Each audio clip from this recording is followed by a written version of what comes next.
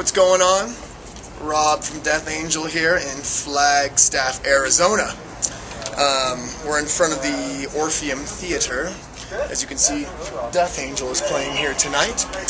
And find it to be a great moment to do some Q&A. So, Mike, a male, age 18 to 25, from Virginia, USA.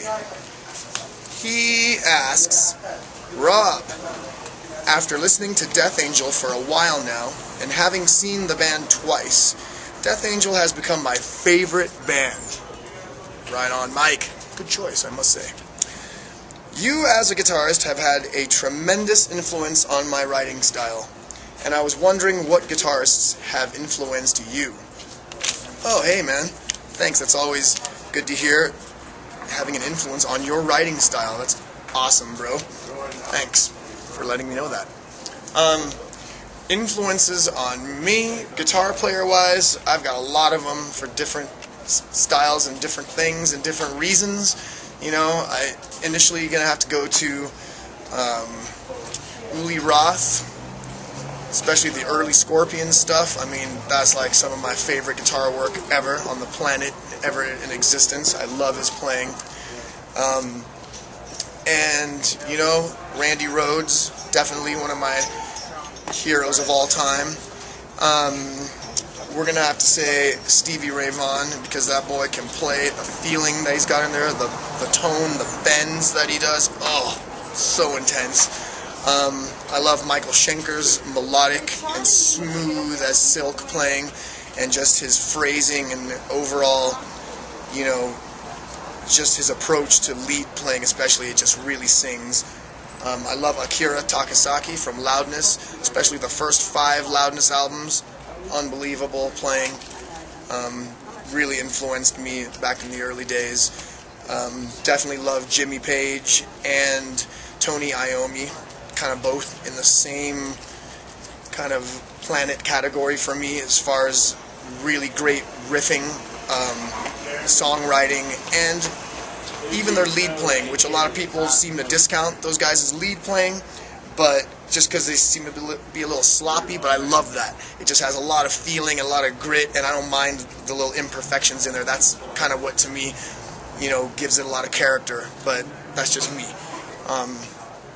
So, you know, I mean, Matthias Jabs, current player for Scorpions. I love all the Scorpions guitar players, you know, and for that matter, we're going to have to talk a little bit of rhythm guitar playing, because Rudolf Schenker and James Hetfield influenced me very, very much in rhythm guitar playing, 2 of the greatest heavy metal rhythm guitar players. And I mean, the thing's just going to go on and on. I'm going to throw out, you know, Glenn Tipton and KK Downing, Dave Murray and Adrian Smith, John Sykes, especially his playing in early Tigers of Pantang. Spellbound's an amazing album to check out. I mean, it's just limitless. Pepe Romero in the flamenco style, Rodrigo y Gabriela, both of them. Gabriela's right hand for her rhythm playing, out of control. Man, there are so many great players out there. Just look for them and follow your heart and your ears and even your eyes, because, you know, style counts for something too, brother. Alright? This is Damien from Death Angel, answering the FanQ&A. Got a question. It says, were there any bass parts in the live set from the past catalog you found particularly tricky to nail? Which one is your favorite EA riffs to play, and is there one that stands out to you? As far as songs that were difficult to learn, I remember initially trying to learn, I think the songs off the Ultraviolence or some of the more harder ones, because you can tell as a band they're developing and learning together, so there's some things that are a little bit less orthodox and maybe sometimes kind of stretch the key signature. So I remember one of the riffs that was difficult to learn was in Voracious Souls. I mean, I could hum how to play, you know, that riff was always hard because the fingering is just not what you expect it to be. As far as favorite Death Angel riff to play, oh man, it's a really difficult one to decide which one's the funnest. I think it kind of seasonal. It just goes. Sometimes I'm feeling one, sometimes I'm feeling another. One night I feel a certain riff. I do know that I do like a lot of, I do like some I like all the riffs, man. Fuck it. And then, is there anyone that stands out to you? Shit, you know? I'm not sure if there is one in particular. Well, I mean, the Ultraviolence intro. That one sticks out. It's super horror, you know? Dun, dun, dun, dun. Sounds like a horror song or something like that, like Halloween. So, I remember as a kid, when I first heard that shit, got my blood flowing, just like evil, demonic. So, I would say that's the one that stands out for me, is still the Ultraviolence. Right on. Hey, this is Ted from Death Angel, and I'm answering a fan Q&A. This one comes from Mike from Virginia. Hey Mike, how you doing? Mike asks, I'd like to thank you for being an influence on me as a guitarist. I've been playing guitar for about 3 years and have a few guitars. I'm looking for another one and was wondering what you think ESP guitars are best at, since I'm looking into them. Well, I've been playing ESP guitars for quite some time, since about 1996 was when I acquired my first ESP. What I always wanted to play ESP. I mean, even back in the early 80s when I used to see bands, especially Metallica, would play them, and I was like, well, if it's good enough for them, it's probably good enough for me. And if they're using them, they must be the shit of guitars. What I really like about the ESPs is, you know, my personal preference is they're light, they feel right, and they just sound really good. I like the sound of them. I like the way it feels, how it's when I put it on. I like how it feels. It just feels comfortable, and you know, they hold up well on the road. You know, I mean, we've been touring for a lot, you know, for a long time, and they always hold up well. They stay in tune. They just sound badass, and they sound really good in the studio.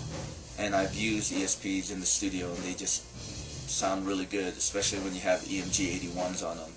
If you're playing metal, EMG 81s with an ESP, they just sound awesome, pretty much through any amp that you play through.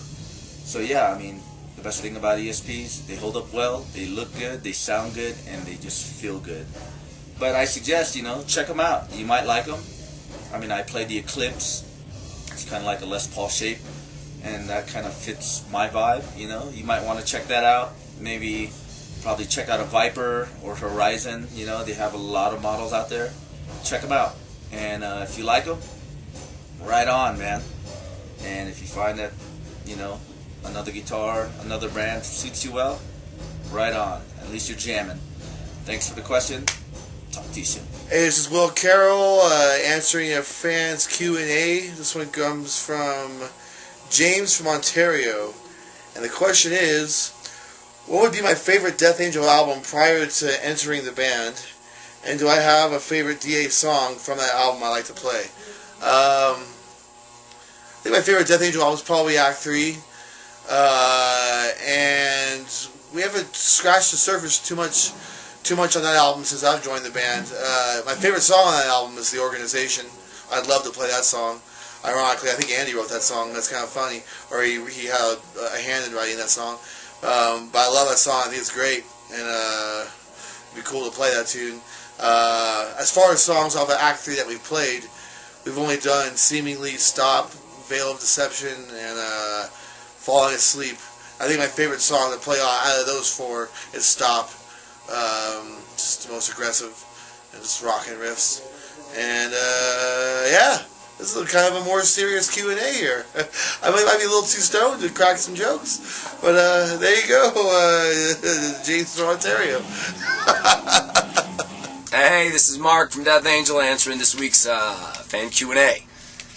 Alright, question is from Tommy Wallace, who happens to be a male between 35 and 44 from the United States of America. Let's see, the question is from Tommy, I have this import Anthrax CD, and in the liner notes it says that you were considered to join Anthrax years ago. Any truth to this?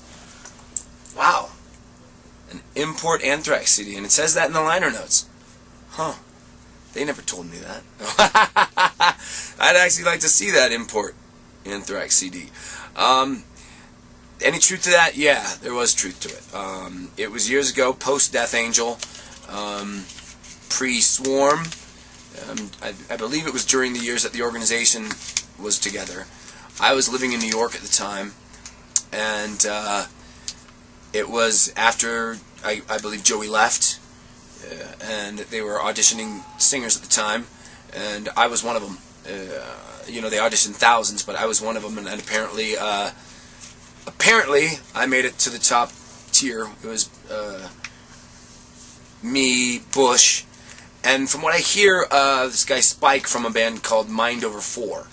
And well, we went and I jammed. We went down to the Hollywood rehearsal studio and we jammed for a good hour that day. You know, we did a few Anthrax songs. I think Death from Above, Indians, Time, and I believe we did some like UFO songs, maybe even U2 song, and yeah. But we had it was a fun jam. So there actually was truth to that rumor, and Bush ended up getting the gig, and I think things happen for a reason, and that reason, I think Bush was meant to have that gig, and yeah, still friends with the guys till this day. So there's the answer to your question, Tommy Wallace. A fine question, and I'd still like to see this Import Anthrax CD. All right, well, all the best to you, and thanks for helping keep Death Angel alive. All right, man. Later.